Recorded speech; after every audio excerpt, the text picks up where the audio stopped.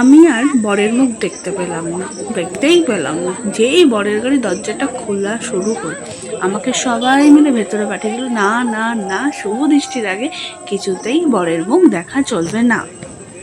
এখানে দেখো মা বরণডালা নিয়ে পুরো রেডি বড়মশাইকে বরণ করার জন্য। আর রীতিমতো বরণ শুরু হয়ে গেছে। হ্যাঁ, এই ভিডিওগুলো আমার রিলেটিভস যারা ছিল তারা করে দিয়েছে আমার ফোনে।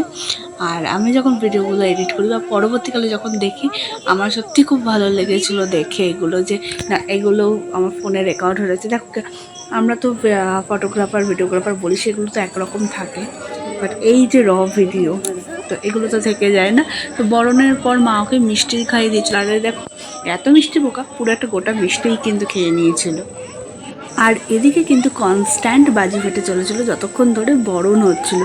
একদিকে বরণ হচ্ছে আর একদিকে ধুম ধুম করে বাজি ফাটছে, তুবড়ি ফাটানো হচ্ছে, মানে বিশাল বিশাল আনন্দ। আর তার পাশাপাশি এখানে প্রায় বরণ শেষ, মা আমাকে জল খাইয়ে দিল।